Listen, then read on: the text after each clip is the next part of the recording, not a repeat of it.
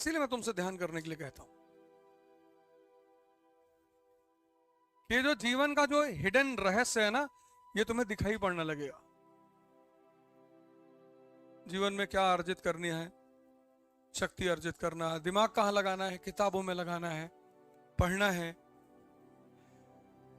ये सारे जब सिम्टम्स तुम्हारे अंदर डेवलप होने लगेंगे ना, डेवलप ही होने लगेंगे। ध्यान तुम्हारे लिए एक लाइट का काम करता है, जैसे अंधेरे में रोशनी की भूमिका होती है, वही काम ध्यान का भी होता है। वो तुम्हें ये बता देता है कि देखो यार ये है रास्ता, सब चीज दिखाना शुरू कर देता है वो।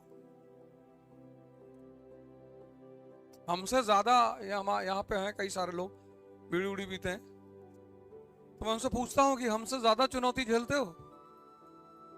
ऐसा कोई दिन नहीं होता होगा, हफ्ता, जब ट्रोलिंग ना होती हो, जब लोग गाली ना देते हो। शायद ही ऐसा कोई हफ्ता बीतता हो। अब हम उसको बहाना बना ले कि भाई साहब बहुत टेंशन है, सुकून नहीं मिल रहा है। लेकिन ये सब चीजें जब तुम्हारे पास हो जाएंगी ना, तुमको बहुत बैलेंस कर देंगी ना, शक्ति बढ़ जाती है, कठिनाइयां कभी खत्म नहीं होंगी। शक्ति तुम्हारी इतनी बढ़ जाएगी, इतनी कि मतलब तुम्हें छोटी मोटी चुनौतियां तो ऐसे लगेगा जैसे किसी ने तुमको कह दिया कि आज रात में तुमको उड़ाएंगे। तुमने कहा आओ बे, तुम्हारा सर काट के काली को ना चढ़ाए तो कहना। तो तुम्हारे उसी चीज का वो जो, अब वो चुनौती तो है ही है, लेकिन उस चुनौती के सामने तुम्हारी ताकत इतनी ज्यादा है कि वो तुम्हारे लिए कुछ है ही नहीं। इसीलिए कल मैंने कहा ना कि संघर्ष तो चलेगा। तो ये जितने लोग परेशान हैं, मतलब तुम्हें परेशान होने की जरूरत ही नहीं। तुम क्या कर रहे हो, जैसे जिनको डायबिटीज हो जाती है वो क्या करते हैं, डायबिटीज से लड़ने लगते हैं। आजकल तुम देखो चारों तरफ डायबिटीज रिवर्सल का प्रोग्राम चल रहा है। कोई रिवर्सल नहीं होता। ठीक कर सकते हो तुम, पर तुमको बहुत मेहनत करनी पड़ेगी। मतलब तुम ये समझ लो, जैसे मैं कारगिल पार्क आता हूं तो वहां मैं देखता हूं लोग 2-3 चक्कर लगाते हैं, बस कहते हैं बहुत है भैया। 2 चक्कर मतलब 3 किलोमीटर, 3 राउंड मतलब 4.5 किलोमीटर, 5 कहते हैं। डॉक्टर कहता है कि 5 किलोमीटर बहुत है ना, 15। तो 15 किलोमीटर चलने का मतलब यह है कि तुमने जो कुछ खाया है सब हजम हो जाएगा, पैनक्रियास तुम्हारी फिर से रिवाइव होने लगेगी। और उसी में थोड़ा योग ध्यान कर लिए, खाने पे थोड़ा बैलेंस कर लिए, 3 महीने का शेड्यूल होता है, तो तुम फिर से बाउंस बैक कर जाओगे।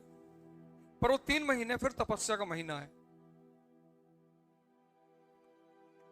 तो संघर्ष नहीं खत्म होगा, तुम उससे मत भागो। तुम लोग क्या कर रहे हो, तुम संघर्ष से भाग रहे हो कि मुझे पढ़ना ना पड़े।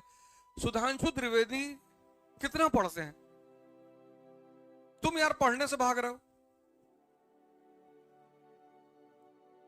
तुम पढ़ने से क्यों भाग रहे हो, मतलब उस उल्टा नियम क्यों बना रहे हो? तुम अपने आप को ताकतवर करते चले जाओ, तो जितनी चुनौतियां तुम्हारे सामने आती चली जाएंगी, सब छोटी होती चली जाएंगी। तुम रिवर्स फाइट करते हो, उल्टी फाइट करते हो, तुम उल्टी फाइट करते हो, उल्टी। तुम संघर्ष को खत्म करने की कोशिश करते हो, वो कभी नहीं खत्म होगा, पॉसिबल ही नहीं है, संभव ही नहीं है। उल्टे रास्ते में मत जाओ, शक्ति बढ़ा लो। और बढ़ा लो, तुम्हें अभी जितनी पता है उससे 1000 गुना ज्यादा है, लाख गुना, अरब गुना। 1000 न्यूरॉन सेल्स डेली रिलीज होते हैं, 1000। और एक न्यूरॉन सेल की ताकत होती है 80 जीबी। तो एक दिन में कितना जीबी, 80,000 जीबी। और 526 जीबी पे मोबाइल जो कितना बड़ा लगता है, 80,000 जीबी डेली पोटेंशियल होती है माइंड के पास। पर तुम यूज नहीं करना चाहते हो। अच्छा, क्यों यूज नहीं कर पाते हो? तुमने अपने माइंड को इतनी जगह लगा रखा है अननेसेसरली।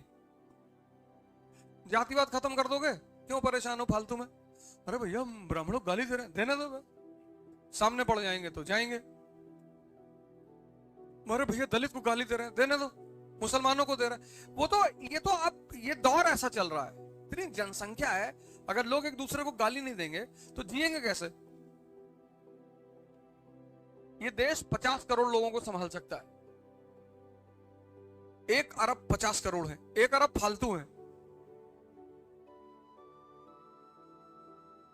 1 अरब फालतू है। अब तो महाभारत होनी ही है। तो तुमने क्या किया है, तुमने अपने मन को इतनी पॉइंट्स पे लगा रखा है, इतना भय क्रिएट कर रखा है अंदर अपने, डर, कि तुम जैसे ही पढ़ने बैठते हो, और मन चारों तरफ उलझा हुआ है, तो जब तुम पढ़ने बैठते हो तो वो एक्सेप्ट ही नहीं करता। तो तुम ये खरीद लो, ये, और कम से कम 4 घंटे खड़े होके पढ़ो। तुम अब तुम्हारी जनरेशन चेयर पे बैठने वाली जनरेशन नहीं है। तुम चेयर पे मत बैठो, तुम ये ले लो, ये बनवा लो और 4 घंटे खड़े होके पढ़ो। 8 घंटे मत पढ़ना, बैक पेन हो जाएगा। 4 घंटे तुम खड़े होके पढ़ो,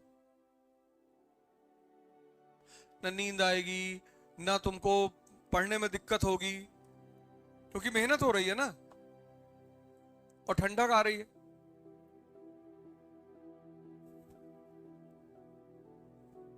तो धीरे धीरे धीरे धीरे धीरे धीरे धीरे तुम देखना, जैसे जैसे तुम्हारी ताकत बढ़ती जाएगी अंदर, वैसे वैसे बाहर अचीवमेंट बढ़ती चली जाएगी। कितना डॉक्टर अंबेडकर को लोगों ने अंडर एस्टिमेट किया, उस आदमी ने सारा अंडर एस्टिमेशन खत्म कर दिया। इतना पढ़ा, इतना पढ़ा, इतना पढ़ा, सजदा कर दिए लोग। लोगों ने क्या सोचा होगा कि अछूत का लड़का इतना पढ़ेगा, और वो आदमी इतना पढ़ गया, इतनी किताब पढ़ डाला, इतनी डिग्री ले लिया, सब हाथ जोड़ लिए उसके सामने। यही तो अचीवमेंट है। तब उस आदमी ने एक मंत्र दिया, इस दुनिया में हर परेशान आदमी, बड़ा शानदार मंत्र दिया, ये शिक्षा शेरनी का दूध है, जो पिएगा। वो बात इतनी चरित्रार्थ, तुम देखो सुधांशु त्रिवेदी को चिल्लाते हुए, मैं बताता हूं आपसे, नहीं देखे तुम? और जब वो ऐसे करते हैं तो अगल बगल वाले चुप हो जाते हैं।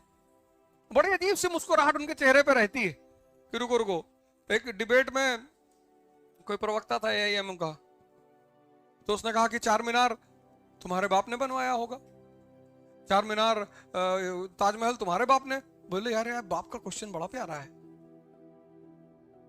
बाबर जो है मंगोल और तैमूर की फैमिली से था, उसका DNA हिंदुस्तान के किसी मुसलमान से नहीं मिलेगा। लेकिन अगर तुम बाप मानते ही हो उनको, चलो ठीक, तो पार्लियामेंट कोई ईसाई भारत में कहता है हमारे बाप ने बनवाया? भाई साहब इसे चुपचाप बैठे थे और बोले तुम्हारे बाप जहां से आए थे वो कबीलाई इलाका है, वहां बांस की भी मीनार नहीं है, ये हिंदुस्तान के कारीगरों ने बनाया था। पढ़ा लिखा आदमी है ना, तथ्यों का भरमार है वो आदमी, उससे बहस करते बहुत डरते हैं लोग।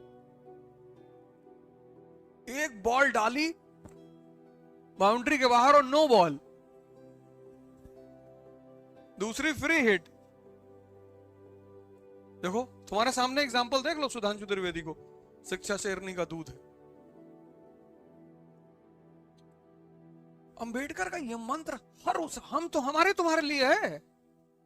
वो मंत्र ऐसा थोड़ी किसी जाति के लिए, वो हमारे तुम्हारे लिए, हम सब के लिए है, क्योंकि उस आदमी ने उसका प्रयोग किया, उसको सफलता मिली। हमें 39 उम्र, 39 साल की उम्र में ब्रिटेन के राजा के सामने खड़े होकर अगला भाषण दे रहा है। Second round table conference, first round table conference. Hindustan के राजा महाराजा की औकात नहीं पड़ रही थी जॉर्ज पंचम के सामने बोलने की। वो आदमी जॉर्ज पंचम के सामने खड़े होकर बोल रहा था, 39 इयर्स। तो वो हिम्मत कहां से आई थी? पढ़ के ही तो आई थी, और तुम उसी से भाग रहे हो।